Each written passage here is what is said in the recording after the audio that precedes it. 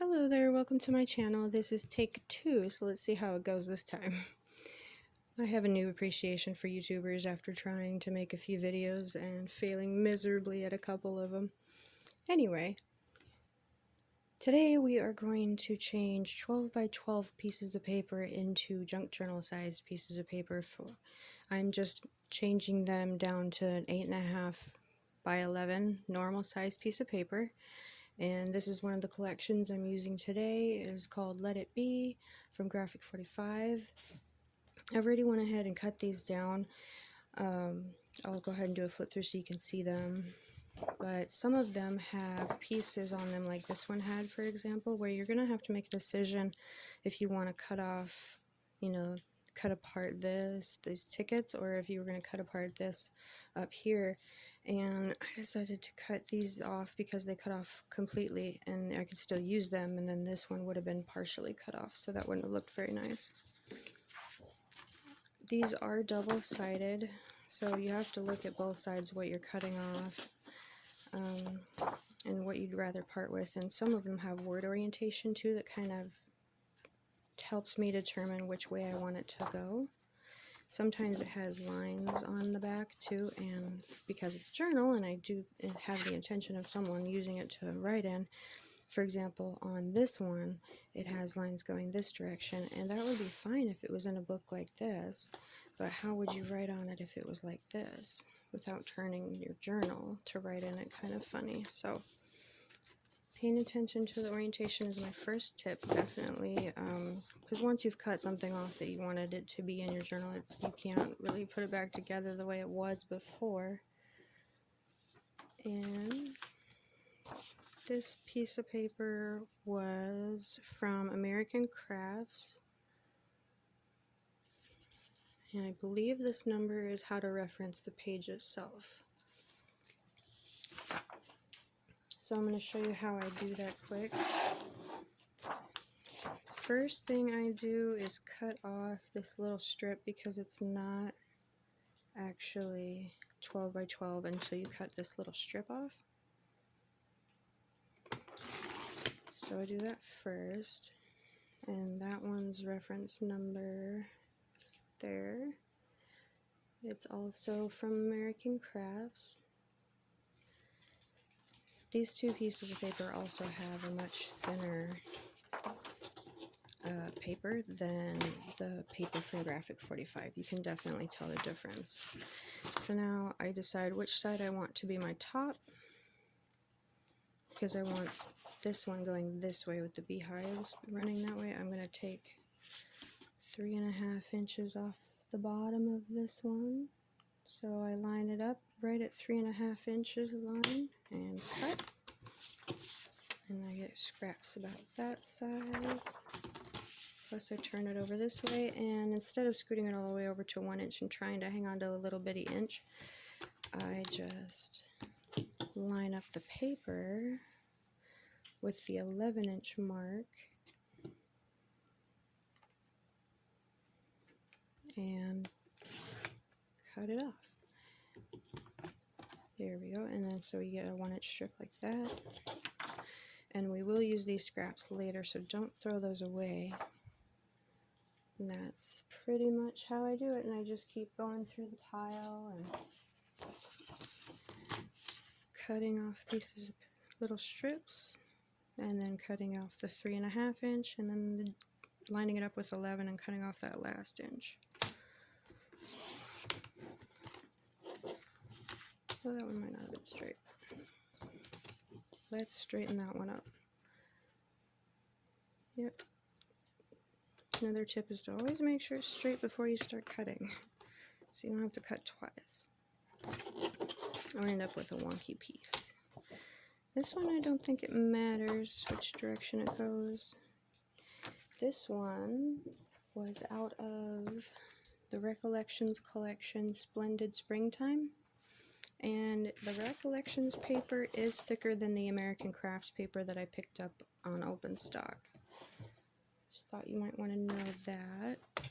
So I always like to know what I'm getting when I purchase something, if it's going to be, thicker quality or thinner. So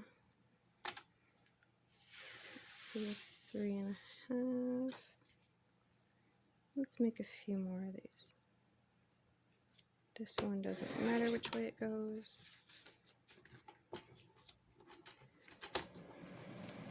And then turn the paper and line it up with the 11-inch mark. You guys can't see that right now. Okay, so it's lined up with the 11-inch mark. Make sure it's still straight. And cut. There we go.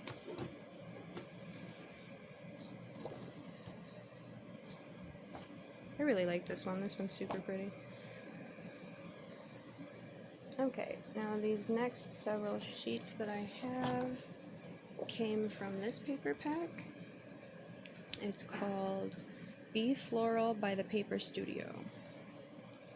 I didn't take all the sheets out of this one that had bees. I don't know if I'm going to use all of the sheets because the colors don't match as much with the Graphic 45, so I don't know if I'll just maybe I'll put them all in one signature together so that they're not right next to the Graphic 45 paper, because it definitely has a different color scheme in this paper. Okay, let's just do a flip through. I don't know what I'm doing here.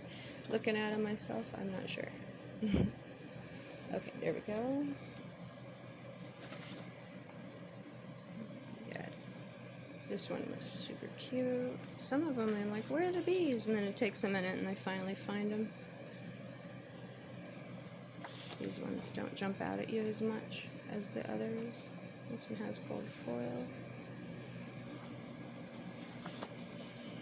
This one would work in a floral journal too, very easily, or a botanical and blooms journal.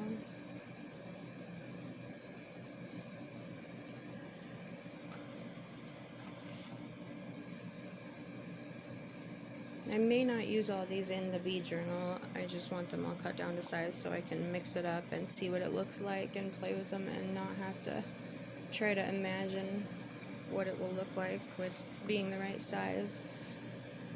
I've decided I want to make journals in the size so that I only have to cut them down to a regular size paper so I can do the least amount of cutting, because I'm not a huge fan of cutting every piece of paper and making, you know, the like mini journals or a fun shaped journal.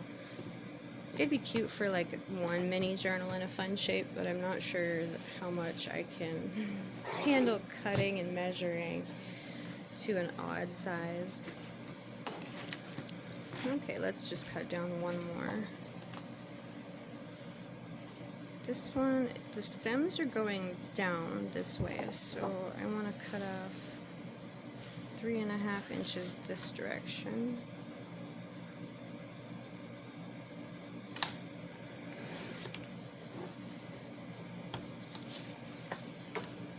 And this Paper Studio paper is also thicker than the American Craft paper. Let's find one of the Graphic 45 pieces and compare it to the Paper Studio paper. Let's see. Okay. I would say they're very comparable. It's difficult to tell which one's thicker. I suppose it would be more fair if I had a full 12 by 12 of each, but I can't tell. Not right away. So that's a bonus that it's thicker paper in some of the packs that I bought. And then line it up with the 11 on that side to cut off 1 inch on this side. That's pretty much the process. I'm going to turn the camera off and go ahead and finish playing with these papers here. And in the next video, I'll show you how I sort through my coffee-dyed papers and scrapbook papers to put together the signatures for my junk journals. Also, I'll show you a little tool that I use to make sure my signatures are straight when I'm punching holes in them.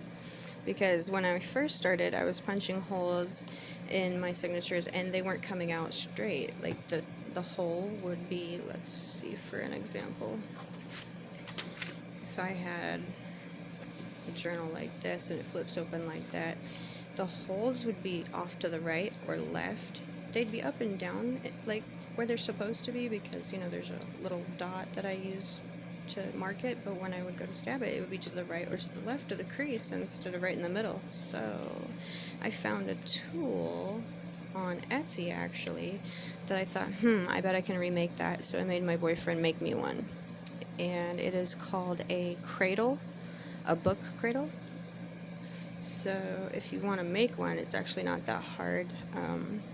Maybe I'll do a video kind of explaining how I did that.